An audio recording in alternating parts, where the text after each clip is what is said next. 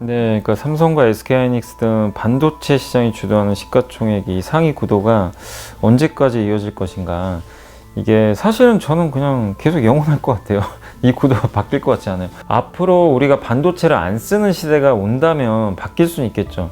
예전에는 시가총액 상위 기업 보면 물론 옛날에도 삼성전자가 1위였지만 SK하이닉스가 2등이 아니라 당시 한때 뭐 한국전력이 2등인 시절도 있었고, 그 다음에 SK텔레콤이 있었던 시절도 있었고, 그 시가총액 막 상위권에 막 배말든던 그 조선주가 영원할 것 같았거든요. 근데 산업들이 결국 사이클을 타면서 무너져 버렸잖아요. 그러니까 이제 밀려나게 되고, 근데 반도체는 지금 이제 1, 2등을 차지하고 있는데 이게 앞으로 10년 후에도 우리가 생각해 보자는 거, 반도체 안 쓸 것인가. 지금 더더욱 4차 산업혁명 시대가 시작됐어요. 그럼 반도체가 없으면 아무것도 못해요. 지금 바이든 대통령이 오죽하면 웨이퍼를 들고 본인이 얘기를 했어요. 직접 찍어서 반도체 웨이퍼를 딱 들고서 우리 반도체 투자해야 된다, 부족하다. 특히 이제 물론 중국을 견제하는 것도 있는데 그냥 하나의 반도체가 아니라 국가 안보에도 정말 중요해졌다는 거예요. 반도체를 가진 나라와 안 가진 나라의 이제 경쟁력 차이가 엄청 벌어져요. 그렇게 생각하면 우리나라는 진짜 축복받은 거죠. 어떻게 보면 전 세계 반도체 1, 2등 기업을 갖고 있으니까 이 반도체 시장은 저는 더 커지면 커졌지 줄어들 가능성이 낮다라고 좀 보고 있기 때문에 나중에 진짜 뭐 대체제가 뭐가 될지 모르겠어요. 근데 적어도 10년 안에는 뭐 반도체를 대체할 수 있는 건 없는 것 같고, 반도체를 대체할 수 있는 상품이 나온다면 삼성전자, 하이닉스가 가만히 있겠습니까? 오히려 기술 개발해가지고 그런 대체제를 또 삼성전자, SK하이닉스가 스스로 만들 것 같아요. 더욱더 제가 반도체를 확신하는 게 이제 아직 시작을 안 한 게 하나 남았어요. 자율주행. 자율주행에는 우리가 상상할 수 없는 메모리 반도체가 들어가요. 지금의 자동차는 메모리 반도체 필요 없어요. 운전자가 앉아서 두뇌 역할을 하잖아요. 그래서 그냥 자기가 조작하고 가면 돼요. 그 안에 뭐 자율주행 보조 시스템이 있지만 최종 결정은 다 운전자가 합니다. 근데 3, 4년 후에는 완전 자율주행이 나오는데 이제 한마디로 나는 가만히 있고 그 안에 이제 CPU 같은 이제 컴퓨터가 알아서 연산을 하잖아요. 연산해가지고 즉각 판단을 하는 거죠. 자, 저기 사람이 이제 횡단보도를 건너면 내가 멈출 것인가, 아니면 이건 지나가도 될 것인가, 이런 판단을 해야 되거든요. 그걸 자동차 스스로 하려면 인공지능이 해야 되잖아요, 사실은. 근데 인공지능이 CPU 역할을 하는 그 속도를 높이려면 계산을 엄청나게 빨리 해야 되는데 그 계산을 빨리 할 수 있게 도와주는 역할을 메모리가 하는 거거든요. 그 메모리가 없으면은 속도가 너무 느려요. 요새 PC 교체하실 때 메모리 많이 달잖아요. 그럼 속도가 빨라지잖아요. 그런 것처럼 자율주행차에는 반드시 메모리가 들어갑니다. 이미 테슬라 같은 경우는 자동차에 6기가인가 8GB 메모리가 들어가 있어요. 근데 지금 스마트폰에도 8기가 정도 들어가는 걸 알고 있는데 6기가, 8기가. 앞으로 3, 4년 후에 자율주행차가 이제 많아지면 이만한 양의 메모리 반도체가 뭐 수백만 대가 아니죠. 자동차가 1년에 8천만 대 팔리거든요. 스마트폰이 1년에 14억 대가 팔려요. 그러니까 스마트폰하고 비교를 많이 하더라고요. 그럼 스마트폰이 14억 대의 메모리가 들어가는 양하고 자율주행이 만약에 모든 차가 8천만 대가 다 탑재됐다고 생각을 해볼게요. 그러면 스마트폰 양으로 환산하면 18억 대가 된대요.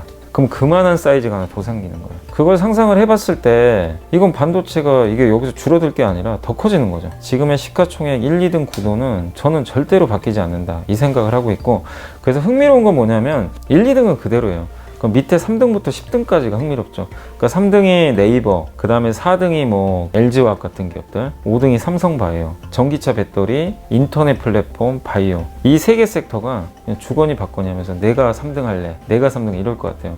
그러니까 그 밑에 순위가 치열할 것 같고, 저는 오히려 반도체는 그냥 그들만의 리그로 굳건하게 유지될 것 같아서 삼성과 하이닉스 걱정은 저는 전혀 할 필요가 없다, 이 말씀을 좀 드리고 싶습니다. 사실 저는 이 생각은 해요. 워렌 버핏도 그 얘기는 했거든요. 가치주라는 용어가 잘못 사용되고 있는 것 같다. 가치주는 사실 말 그대로 가치잖아요. 가치가 있는 기업을 의미하는 건데, 현재도 좋지만 저는 사실은 이제 미래도 좋아지는 기업이 진짜 가치주라고 좀 판단을 하고 있거든요. 근데 그 과정에서 가격까지 싸면 더 좋겠죠. 많은 분들이 가치주를 넣을 때 일단 싸고 주가도 못 갖고 시장에서 버림받고 있는 기업들, 철저하게 소외받고 있는 기업들, 그런 기업들 찾아보시면 지금도 되게 많아요. 그런 기업들에 대해서 내가 확신을 갖는 방법은 앞으로 좋아질 구석이 있는지를 한번 면밀히 관찰을 해보세요. 이런 거죠. 만두 업체들이 만약에 국내에서 막 서로 경쟁을 해요. 1등부터 뭐 한 3, 4등까지. 근데 이것만 봤을 때는 매력이 없어요. 그냥 정체돼 있으니까. 근데 어떤 기업이 미국에 만두를 출시를 했어요. 그러니까 시험 삼아서 해봤어요, 테스트를. 근데 미국 사람들이 되게 좋아해요. 반응이 좋았어요. 그럼 이제 그 회사에서 고민을 할 거 아니에요. 이거 미국에 한번 해볼까? 그러면 그게 하나의 뭔가 시그널이 되는 거죠. 예전에 그 불닭볶음면 만들었던 기업도 사실은 국내에 있었으면 주가 그렇게 안 가거든요. 그냥 같이 줄 뿐이었어요. 근데 그게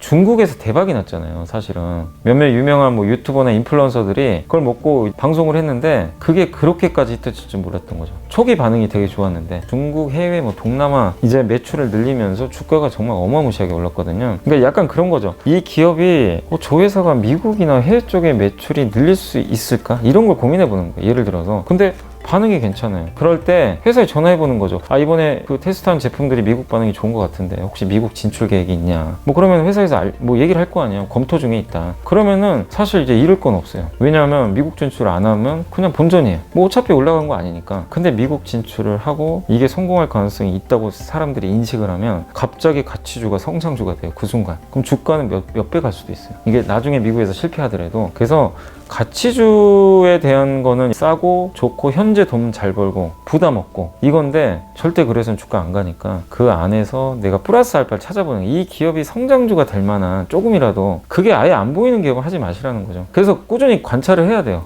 매번 관찰하는 수밖에 없어요. 자기가 관심 있으면 나중에 보이잖아요. 증권사 보고서를 매일 보라는 게 어떤 기업들에 대한 보고서가 주간 단위든 월간 단위든 매번 나와요. 애널리스트 쓰는데 알 수 있죠.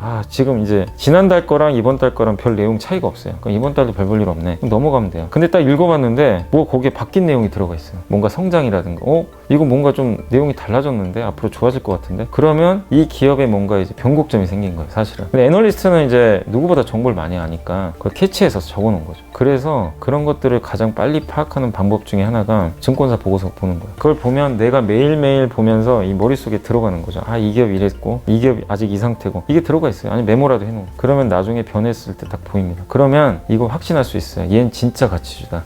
그냥 가치주가 아니라 앞으로 좋아질 수 있는 가치주. 그거를 이제 우리가 확신할 수 있기 때문에 그런 식으로 한번 고민을 해보는 게 저는 가장 좋다고 생각합니다.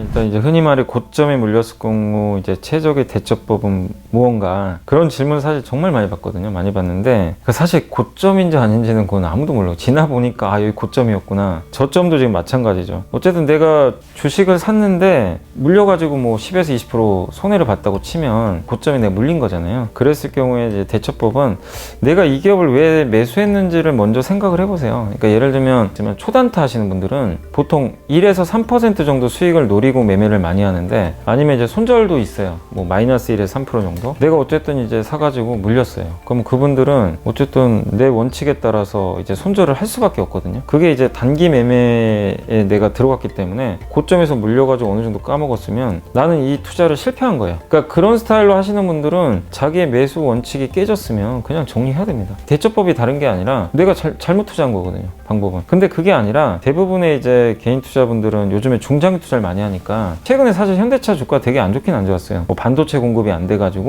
예를 들면 지금 최근에 빠진 이유는 차량용 반도체 공급이 안 되니까 현대차가 팔고 싶어도 못 판다. 그러면 생산량이 줄면서 실적이 안 좋아질 거 아니에요. 그래서 빠진 건데 근데 이제 내가 만약에 현대차를 산 이유가 요새 제너시스도 되게 잘 팔리는 것 같고 옛날에 현대차가 아닌 것 같다. 판매 단가도 엄청 올라가고 미국에서도 옛날에는 할인 판매를 많이 했는데 이번에 뭐 타이거 우즈가 교통사고 났지만 제네시스 GV80이 살렸다. 이럴 정도로 브랜드 이미지도 진짜 좋아진 것 같고 거기다가 이번에 아이오닉 5라는 차가 나왔는데 전기차로서의 가능성도 있어 보이고 그 다음에 자율주행차 그 다음에 이제 플라잉카라고 이 도시명 항공 모빌리티까지 그런 그림들을 그리고 얼마 전에 또 보스턴 다이내믹스 같은 로봇 회사까지 인수하고 이거 내가 알던 현대차가 맞나? 회사가 뭔가 이제 테슬라처럼 변하는 것 같은데 예를 들면 내가 그런 상상을 하면서 지금 계산을 해보니까 PER도 한 8배밖에 안 돼요. 싸잖아요. 비싼 건 아니죠. 테슬라가 100배가 넘으니까. 그래서 샀어요. 예를 들면. 그런 논리로. 그러면 이분은 되게 이제 큰 그림을 보고 몇 년 후까지 보고 산 건데 지금 단지 차량용 반도체 공급이 안 돼가지고 주가가 급락을 했어요. 그러면 그거는 그냥 일시적인 거거든요. 그런 경우에는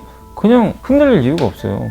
내가 매수한 원칙에 절대 위배되지 않거든요. 그냥 이건 내가 예측을 못했던 거긴 하지만 회사가 단기 실적이 좀 안 좋아질 수도 있어요. 그런 상황인데 내가 그리는 사이클은 긴 호흡이거든요. 그럼 그냥 버텨야죠. 버티는 게 맞고 그걸 급락을 두려워할 게 아니라 오히려 내가 한 주 살 걸 두 주 살 수 있는 기회로 저는 활용할 수도 있다고 생각하거든요. 빠졌으니까 더 많이 살 수 있잖아요. 같은 금액으로. 그렇게 오히려 대처가 가능하거든요. 그러니까 단지 내가 너무 물렸다고 고민할 게 아니라 내가 이 기업을 왜 샀지? 이걸 먼저 생각해 보시고 지금 빠진 이유가 뭐지? 이 두 가지만 알면 돼요. 만약에 빠졌던 이유가 제너시스도 안 팔리고 자율주행 뭐 갑자기 안 한다고 선언을 하고 그럼 내가 그리는 그림이 아니죠. 그런 경우에 무조건 손절을 해야죠. 내가 어떤 이 현대차를 샀는데 단기 실적이 2분기 실적이 좋을 줄 알고 예를 들면 산 거예요. 사는데 빠졌어요. 알아봤더니 아까 말씀드린 대로 반도체 공급 이슈 때문에 2분기 실적이 안 좋을 것 같다. 이래서 빠졌다. 그럼 그분은 무조건 팔아야죠. 매수의 원칙과 지금 반대되는 현상이 나와버렸잖아요. 이유가. 그러면 그땐 파는 거예요. 근데 앞서 말씀드린 그분은 이거랑은 전혀 상관이 없거든요. 그럼 그냥 끌고 가는 거예요. 더 사든가. 그래서